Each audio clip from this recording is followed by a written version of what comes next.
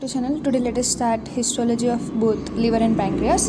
So first let's start with the liver. So liver is the largest internal organ in our body. It weighs about 1500 grams or around half kg, and in perspective of our body, it's about 2.5% of our total body weight. And the blood from mainly GIT, pancreas, spleen. So three of them go into the liver because blood from GIT, it contains some glucose, nutrients. So all those need to enter the liver, and the gluconeogenesis, all this process takes place at the liver. So the blood from the GIT first enters into the liver and then into the general circulation. Same from the pancreas too. The blood enter from the pancreas into liver, and from spleen into liver, because and spleen some dead RBC or all those things also go to liver. In the liver, we know the macrophages of the liver are the Kupffer cells which break down or which destroy them. And from pancreas, insulin, glucagon, all those hormones also go to the liver, and they have some specific functions over there. So finally, from GIT, pancreas, spleen, they go to liver mainly by the venous system, that is by means of portal vein, and then next enter into the general circulation. So all are venous. So all are by entering into the livers by means of venous blood, that is mainly by two. So the liver is having two inputs, that is mainly by the portal vein and also the celiac artery from the aorta, that is nothing but celiac, that is the hepatic artery. So one vein and one artery is nothing but the input which is going into the liver. So by portal vein, so portal vein is nothing but formed by both splenic vein and superior mesenteric vein. So splenic vein, from the spleen we know. Superior mesenteric vein has both are from GIT, upper part of GIT, and also pancreatic capillaries also join here. So finally by GIT, pancreas, spleen all go into the liver by means of portal vein. And next hepatic artery, it is having oxygenated blood, and we know veins is having deoxygenated blood. So this both are nothing but the input. These both are mixed in a sinusoids of the liver. We will see that. So after that, they enter into the space of Disse. So what are those, all we'll check out. And next into the central vein, and finally into the hepatic vein. So this is the course how the blood travel in a liver. So splanchnic circulation to all above organs. So normally these all organs have a splanchnic type of circulation.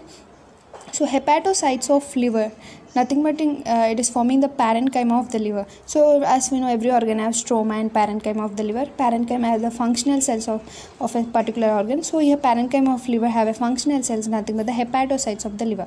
So hepatocytes of the liver is having the lobular structures. So let us check out this. What is this lobular structure? Here you can check out, this is the lobular structure. This is also known as classic lobular structure, in which in middle we are having a central vein, and here you can check out the sinusoids. So as we said, two inputs for the liver, that is hepatic artery and portal vein. So hepatic artery gives its every branch to this classic lobule and also even portal vein, but you can check out at the ends like this they are forming. So it forms a portal triad actually, which is made up of one hepatic artery, one portal vein, and we have here lymphatic and also bile duct systems around it, and forming actually it is called as portal triad before, but now they are calling just as portal area, because now even our lymphatics and also our bile duct are added extra. So total there are 4 number. So now it is not called as portal triad. So that is what. So now blood from the hepatic artery is mainly 20 to 30% only, that is oxygenated, and from the portal vein most of the blood enters into the liver, that is 70 to 80%, that is of deoxygenated. So these both are mixed into the sinusoids. So these are the sinusoids here, these fine structures. Here check out, these fine structures are nothing but sinusoids. So you can this is a portal vein, this is a hepatic artery. So both drain the blood into sinusoid, and from sinusoid they enter into the central vein, and from the central vein, as here you can see, they enter into the hepatic vein, and from hepatic vein into inferior vena cava. We know that system. So the sinusoids are mainly having the mixed blood, that is both oxygenated and deoxygenated blood. And remember, the blood flow towards the centripetal blood flow. What is it? From periphery to center. The blood is flowing from periphery to center. This is known as centripetal blood flow. And here we have the central vein, and you can check out, these are the hepatocytes. Hepatocytes have actually, for example, these are the hepatocytes, right? This is the sinusoid, and this space is known as space of Disse. This space of Disse mainly have blood, and in between this both hepatocytes we have a space in which we are having our bile. Remember, here bile, here blood. So space of Disse faces both blood and also bile. So you can check out here hepatocytes, which take up the useful and release the waste products. So outside the blood, that is blood moves centripetal way, that is from periphery to center, and one side it is having bile which moves centrifugal, that is from center to periphery, that is bile moves from center to here to outward to the bile duct. So how it moves, let us check out here. So bile moves centrifugal, that is center to periphery. Then next form the right and left hepatic duct. Next they form the common hepatic duct. Common hepatic duct along with the cystic duct. Cystic duct comes from the gallbladder. So cystic duct with the common hepatic duct together form the common bile duct. So common bile duct again fuses with the pancreatic duct together form the ampulla of the water, which is the opening at the second part of the duodenum. So this is how the structure follows. This is how the bile is finally entered into the duodenum. This is how the blood finally enters into hepatic vein and next into inferior vena cava. So the space of Disse is also known as subsinusoidal area. So some fluid movements outwards as lymph, and this is centrifugal. So remember, sometimes in the space of Disse, as we know, blood all gets filtered, whatever needed they'll take up, and remaining fluid is sent out as lymph. Lymph is also having the centrifugal type of pattern, that is it also moves from center to periphery. So lymph also moves from center to periphery. So remember, the lymph, bile which move from center to periphery, but the blood, blood is entering into it, so blood moves from periphery to the center. Now here we have the central veins. The central veins, these are the central veins, right? These central veins drain into the sublobular vein, and sublobular vein drain into the hepatic vein. Hepatic vein in turn drains into IVC. From inferior vena cava it enters into right atrium, and so on goes to the general circulation. So let us if we learning the liver, we mainly classify it into classical lobe, portal lobe, and hepatic echinus. So classical lobe is mainly endocrine in function, because you can see these are the classical lobes, right? They are having mainly blood is entering into the portal vein. So these blood substances are entering, that hormones or any kind, they are entering directly into blood. We know endocrine, they are ductless. Here any duct is not present and directly entering into the blood. So this is a classic lobule, is an endocrine in function. So liver mainly has millions of hepatic lobules in it. So once let us check out the diagrams of histology over here. So here we can check out the section through the liver, that is in the low magnification. The number 1 is the central vein. So the central vein, how it histologically how it looks, you can see. And 2 is the liver cells. So these are the liver cells, that is nothing but the hepatocytes which are present in a liver parenchyma, arranged as radiating cords or plates that form a hexagonal lobules. So these are the lobules, hexagonal in shape. And 3 is, you can see the branch of portal vein is a portal vein, and here we are having a branch of hepatic artery, and this is a interlobular duct. So interlobular duct is nothing but bile duct, and also there will be lymphatics over here, and one more structure. So 3, 4, 5 forming a portal triad. So 3, 4, 5, as we said, this is forming a portal triad, and 3, 4, 5 along with 6 they form the portal area. So this is a histological picture of section through the liver, and here you can check out 16.2. These are the high power images of a liver. Note the cords of the cells which are separated by the sinusoids, and also phagocytic cells of Kupffer are present containing dark ingested material are seen scattered along the walls of the sinusoids, you can find out. And also note the bile capillaries, which are, you can see, black in color. These are the bile capillaries, and intervening between the liver cells, right? So these are the liver cells intervening between them. So this is a structure. So this is a scheme to show the concept of portal lobules. So the portal lobule is pink in color. So as we said, liver is mainly divided into classic lobule, portal lobule, and hepatic echinus. So as we seen the classic lobule, now let us check out the portal lobule. So this is a portal lobule. In the portal lobule, the center we are having a branch of portal vein or portal triad is present. But in the case of our classical lobule, if you remember, we are having portal vein. So portal vein is present in the center of our classic lobule, which is having endocrine function mainly. But in the case of portal lobule, it is mainly having the exocrine function, that is it is having ducts. It drains into a ductal system, that is it have a bile duct in the center. Sorry, not portal vein, it is having a bile duct in the center, or else you can say there's portal triad in the center in the case of portal lobule. So hepatic lobules are shaded green, and note that the portal lobule is made up of parts of 3 hepatic lobules, right? So 1, 2, 3 hepatic lobules in the center. If you draw, you can get one more, that is a portal lobule. And next, one more type is to show the concept of portal echini. Echini are mainly, you can see, this is also known as hepatic echini. This echini is mainly diamond shaped, you can just check out here. So they're having a hepatic arteriole over here. This is the central way, this is normal classic lobule. So this is the relationship of bile capillaries to the liver cells. So these are the liver cells, that is hepatocytes. This is a sinusoid, and this is a branch of portal vein. We know sinusoid go into in the middle portal vein, and this green is a bile capillary. So as we know, bile moves from center to periphery, so it is coming towards this side, but the blood enters towards this side. So these are the histological diagrams we have checked out. Now let us see here. So this that is endothelial cells of the sinusoids are having many fenestrations are kept. That's what if blood is entering, so that they can enter into the space of disc, right?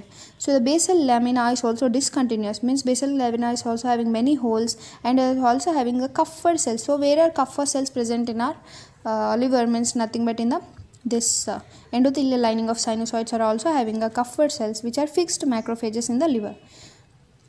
So as we know, monocytes wander here and there, and they form different types in different organs. So the monocytes of our liver forming the Kupffer cells, which are macrophages, which engulf any unwanted substances.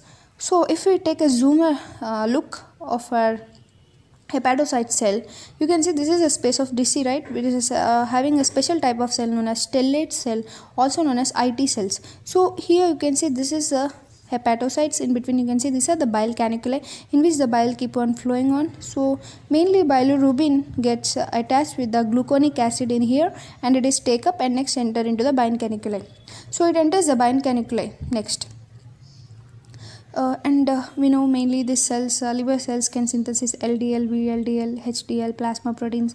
LDL mainly carry the cholesterol, VLDL carry triglycerides, etc., right? So what happens in the case of chronic hepatitis? In the case of chronic hepatitis, the I2 cells are disturbed. Actually its normal function is to vitamin A storing cells and fat storing cells. When I2 cells are disturbed, that is the myofibroblasts, they convert, and the collagen increase, that is collagen secretion is increased a lot, that is they are constricting the sinusoids. So if you can remember, if we constrict the sinusoids, the blood flow can for sure alters, and that's leading to the fibrosis of a liver, that is complete liver cirrhosis. So we can check activation or modification of the vitamin D also takes place in the liver, that is cholecalciferol, that is gets hydroxylated at the 25th carbon in the liver itself, and also next it enters into the kidney and gets one more hydroxylation. So then only vitamin D is available to our body. So both kidney and liver failure or any other problems in kidney and liver can also disturb the vitamin D absorption in our body. So bile is mainly composed of bilirubin, phospholipids, lecithins, cholesterol, mainly contains IgA antibody, bile salts or acids, especially it contains cholic acid, chenodeoxycholic acid. So all these acids are present in a bile. So let us check out portal lobule now. Portal lobule, you can see it is made up of 3 hepatocytes together in middle. If we connect the central veins, this area is called portal lobule. So the portal lobule central structure is bile drainage system, or portal triad is present, and exocrine gland. Portal lobule is exocrine gland. It is having mainly functionally hepatocytes towards the outer part in this square. If we divide them, we're having 3 zones actually. The zone 1 is the outer part, that is high metabolically active, and outer part having more amount of oxygenated, and middle zone is zone 2, which is moderately oxygenated, and towards the center, that is here you can see. So this is an hepatic echinus structure. Now we are talking about a hepatic echinus. We have completed classic lobule, we have completed portal lobule. Now we are talking about hepatic echinus. You can check out here. This is the hepatic echinus between the 2 hepatocytes. So this is the outer one, zone 1, zone 2. In towards the portal vein is a zone 3. Same here also, outside zone 1, zone 2, towards the portal vein is a zone 3.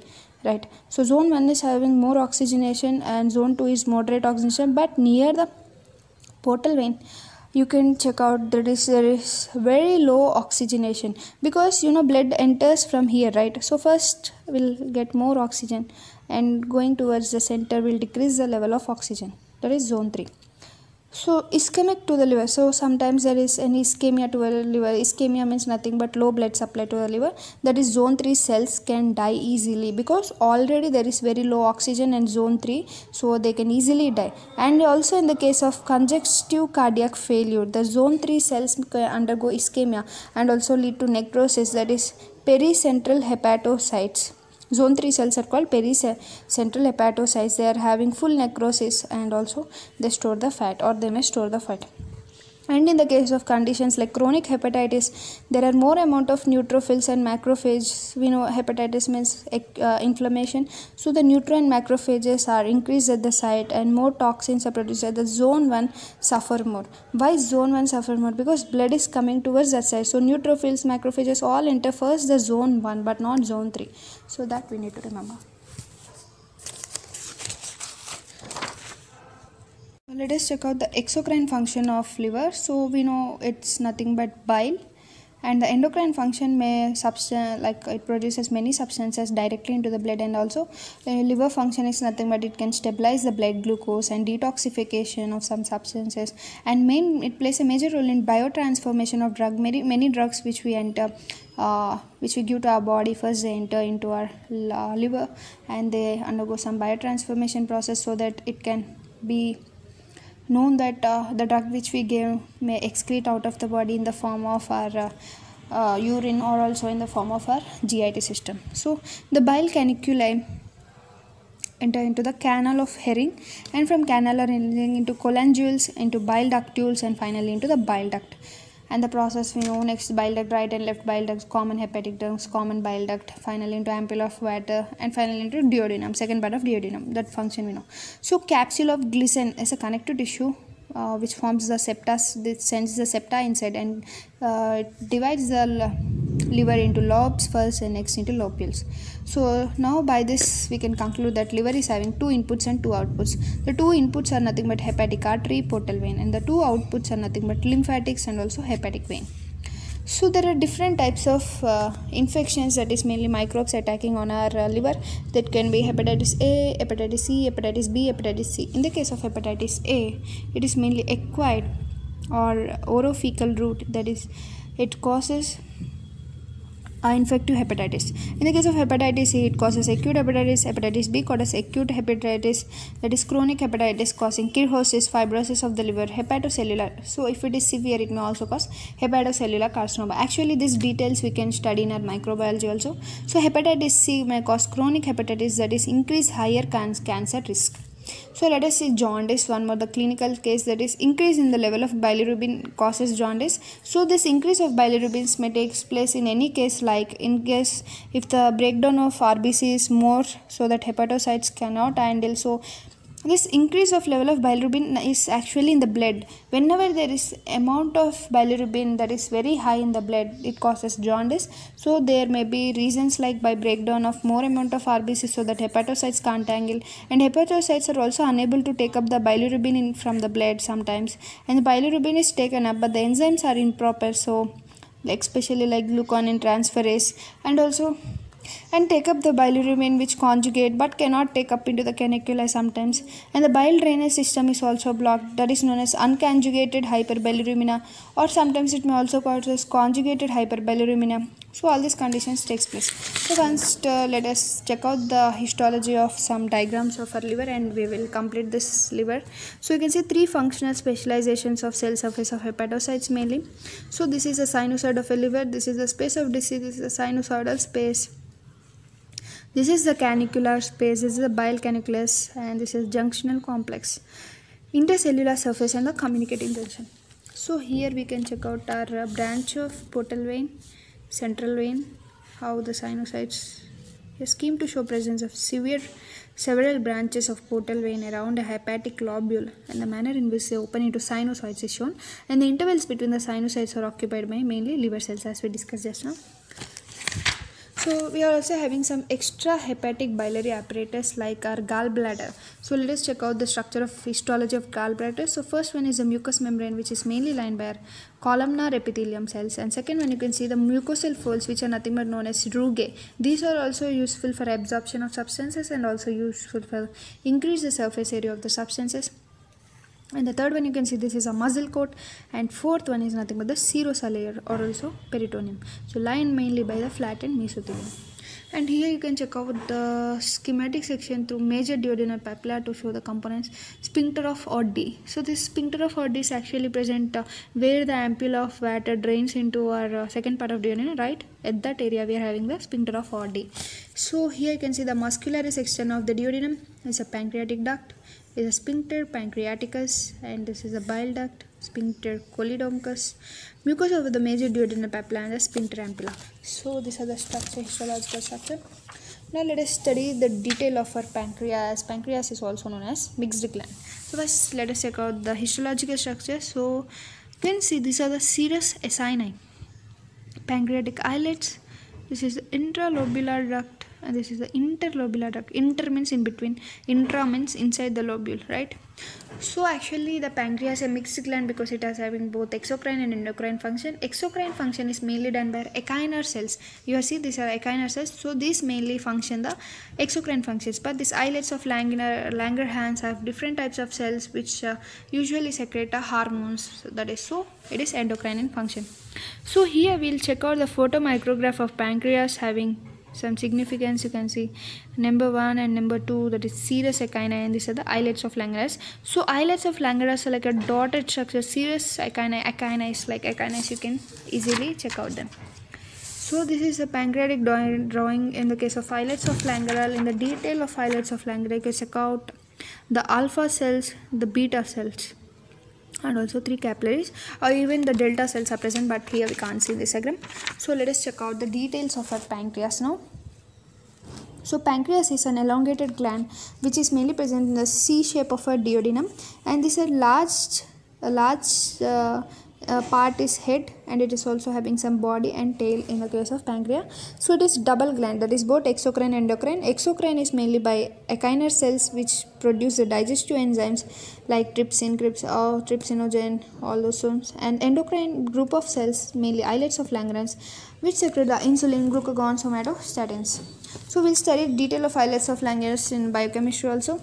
So right and left hepatic duct, again we know this thing, common hepatic duct along with the cystic duct form common bile duct which move behind the first part of duodenum and next enter the pancreas and fuse and form the pancreohepatic duct. Next later into ampulla of water. Next have the smooth muscle, that is sphincter of Oddi. We also see in the structure, and next go into the duodenum. So now let us check out here, that is excessive pancreatic duct is small duct also known as accessory duct is also sometimes present. Major duct is the interlobar duct, and next enters into the interlobular duct, and next enter into the intercalated ducts. In the intercalated ducts is mainly released bicarbonate ion into the acinus. So acinus is having mainly pyramidal cells, that is basal side. At the basal side it is having the pyramidal cells. Pyramidal cells is having basal side and also luminal side. So acinus is mainly lined with a simple cuboidal epithelium. Intercalated ducts also extend inside the lumen of acinus as the centri-acinar cells. So this is a major difference between the parotid glands and the exocrine part of pancreatic gland, because both look similar. So you can check the pyramidal cells having mainly basal side and also digestive enzymes. They release digestive enzymes into lumen at the apical side, that is towards the lumen, and basal sides towards the blood, that is towards the capillaries. So intercalated ducts mainly secrete the bicarbonate ions, watery secretions, and they are stimulated mainly by secretin and acetylcholine. Remember that secretin is released by the S cells of GIT. And next we have acinar cells are stimulated mainly by cholecystokinin and also acetylcholine. The cholecystokinin is specific only for acinar cells, and the cholecystokinin is released from the I cells of GIT. And here acinar cell is a simple cell which synthesizes many proteins and secrete them. There are having more amount of rough endoplasmic reticulum. There are also more amount of free ribosomes. They stain basophilic in the color. And next, apical side is having prominent Golgi, that is concentrated and packaging of the peptides, and it forms proenzymes which are mainly secretory vesicles and also zymogen vesicles, and they are released into the small intestine, that is into the duodenum. So remember that acinar cells, it's a serous gland similar to parotid gland, but the only difference is the duct extends into the lumen of acinus, as I said. So now go into the detail of islets of Langerhans. This is the endocrine cells which are having the central orange brown color, that is the beta cells or B cells, which are mainly producing insulin. Insulin is released whenever there is more amount of glucose in the blood, right? So whenever there is more amount of glucose in the blood, insulin comes into the action and decrease the glucose in the blood. And next you can see the periphery. The periphery is having red stain, that is having alpha cells or A cells. So A cells produce glucagon. So glucagon mainly increase glucose in the blood. So you can understand whenever there is low glucose in the blood, the glucagon helps to increase the glucose in the blood and also increase the free fatty acids, that is ketogenic in nature. So the delta cells are producing somatostatin, which inhibit over secretion of both insulin and also glucagon. So now let us check out the enzymes released are mainly proteolytic enzymes, that is exopeptidases. This is from the exocrine of pancreas. Exopeptidase, endopeptidases.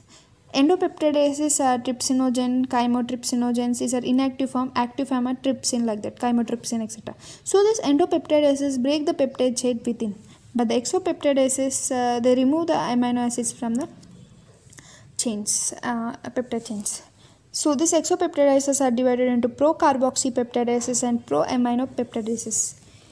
So you can see lipids. Mainly lipids are produced, that is lipases, cholesterases, amylases. So all these are mainly produced by the exocrine part of our pancreas. So deoxyribonucleases, for that is DNases, ribonucleases. Enterokinases are which makes the enzymes active. Like you can see here, we have a trypsinogen, chymotrypsinogen. So all these are becoming active because of the enterokinases. That is, in turn, this trypsin also activates other enzymes. So this is the main function.